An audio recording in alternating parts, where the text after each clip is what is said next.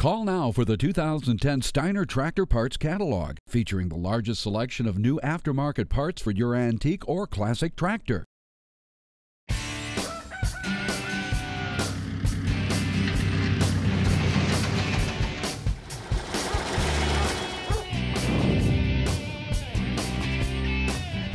On this Tractor Fanatic webisode, it's part 2 of our groundbreaking visit to the Keck Gonnerman Plow Days in New Harmony, Indiana.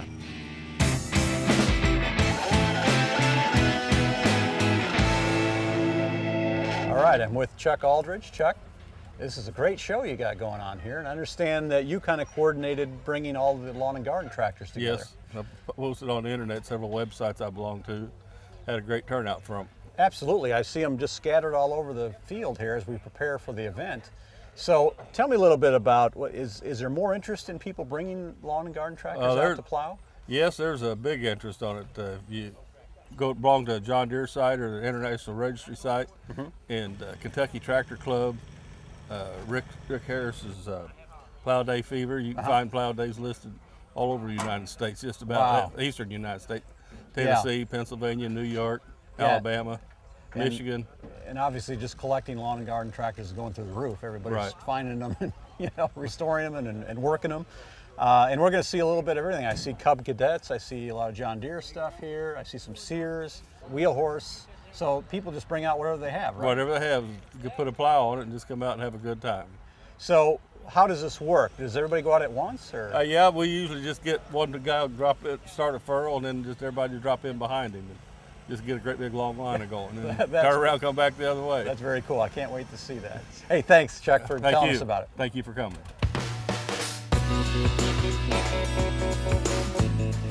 All right, well, I'm with Craig, and Craig is from Greenville, Indiana. Yes. You've come a ways. It's about a couple-hour drive. Yeah. It's not too far. It's I've actually driven to plow days that are up to 5 hours away. So you've got plow fever. I do have plow fever. I like to go as often as I can, and I'm usually pretty busy, so it's hard to find a lot of time to go. But well, tell me what you brought today. This is a John Deere 430. It's a 20 horsepower Yanmar diesel. Yeah. It's probably about as big as they get in the garden tractor series. And this is early 80s somewhere, you think? I believe this is a 1984. 1984? I'd have to check the serial number, but I'm pretty sure it's an 84. Yeah, it looks that vintage, yeah. You know, it is kind of amazing just the power and what these tractors are capable of doing, isn't it? Yes, it really is. I mean, 10 years ago, I wouldn't have thought there would have been an event like this, but a lot of people are really into it. You've been out here, you've watched everybody plow. They are very capable machines. They really are workhorses. People forget how much they're capable of actually doing. Because, you've got the horsepower of some of these older vintage machines over in the other field, and the power to weight ratio is much better on a tractor like this. Yes. Now, you're able to get plenty of traction? Yes. Even in, it's a little wet out there today, but... well, it's not too bad. Yeah. I weigh enough to keep it down. Keep it down, yeah. I've only got one weight per side. You see some guys that have a lot, two weights stacked out, but that's all I need. And the tractor's a bigger frame tractor. It's a bigger frame tractor. The soil out here is this is really good soil. There's only been a few places that I hit some clay and something thick. Yeah. It kind of slowed me down a little bit, but otherwise it's a nice, good quality soil. Well, good. Pretty good plowing. Well, would you mind if I tried it on your tractor? No, not at all. Is that something you'd be comfortable with? Or? No, absolutely. Give it just a little throttle here. Okay. Crank it over. Okay. And we're hydrostatic, I take it? It's all hydrostatic. Yeah. Move it forward, going forward. Okay. You're in low range here.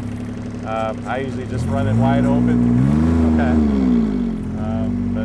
That's now, it. So push forward to go forward. Okay. Reverse. Okay, so there's no pedal on these early tractors, then, huh? I'm so used to the hydrostats with the pedal. Oh, okay, yeah. The later hydrostats so you just have the just moving forward, on the floor. And we got the brakes here, and the middle lever will be for the middle plow. Okay. Okay, so I'm going to want to drive this with the front wheel basically in the front furrow there? Yeah, the inside edge of the front wheel should pretty much hug the outer edge of the furrow. Okay. So get it lined up. Okay. Kind of watch where your plow's at. Okay. And you could be moving and drop it in? Yeah, move it a little bit, get it lined up, and drop it and go. Full throttle? Yeah.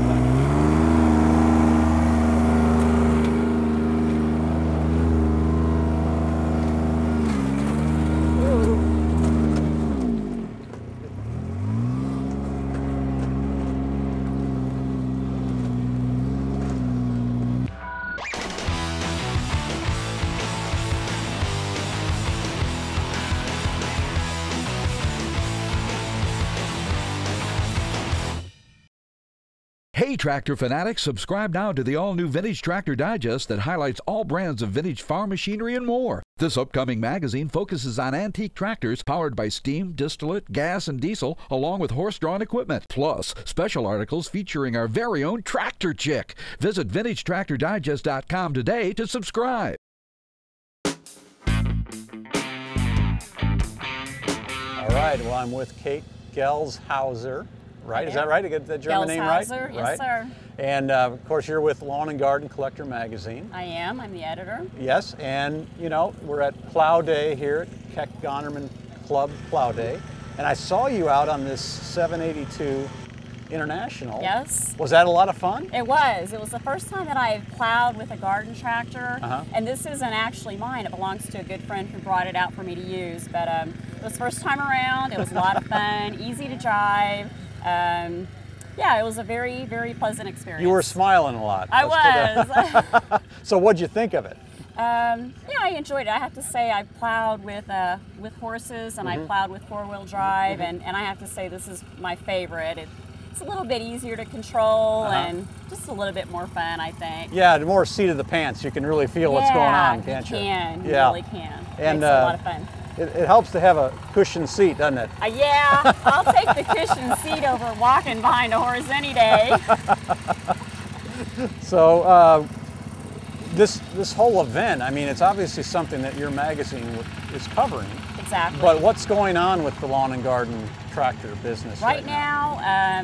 It's becoming more and more prominent. I think you see a lot of people who find that hauling the garden tractors, it's a lot easier. You can haul 6 on a trailer, whereas you can only haul 1 large tractor on a trailer, so you can display more or have more to share. As far as restorations, it's a lot more inexpensive. The parts are a little bit easier to find. And on a day like this, you know, where you have to have special tires and weights and a special plow, there again, it's a little bit easier to transport. It's a little bit easier to fix, you know, to clean. So all in all, you know, the compact everything's just scaled down. Yeah, it just makes it more manageable for the operator. Right. And Chuck was telling me that this is the best turnout that they've had of lawn and garden tractors, and you can see them just scattered all over the place here. You know, I was really surprised to see so many. But again, I believe the lawn and garden tractors are gaining a lot of popularity. It's just neat to see the hobby grow and to take off the way it is. You know, when we attend different shows, a lot of times you just see the big tractors, and you might just see a small area of lawn and garden tractors, but that is really changing. You're finding a lot more shows that want to feature the lawn and garden tractor now. And it's still a pretty even split between the big farm tractors and the lawn tractors, but that's good to see, even if it is just an even split, because before it wasn't, that was not the case. Yeah, and it is surprising how much work these tractors can do, isn't it? You know, I was thinking that when I was out there plowing, that you can really utilize the lawn and garden tractor. It's not just a lawnmower like people think. You know, today we're plowing with the Brindley plows, but you know, a tractor like this, you can get different attachments. You can get a snow blower, you can get a blade. Some of these you can get a log splitter on them. So it's really kind of neat to see the different ways you can use the garden tractor, and people just don't realize that. Yeah. Well, like you said, it is growing, and it's great to see people coming out and enjoying a nice day today. It was a perfect day. Yeah, absolutely, absolutely. Well, thanks, Kate. Thank you, Brad. On our next Tractor Fanatic webisode, Charles English shows us his collection of rare John Deere 4230 gas tractors.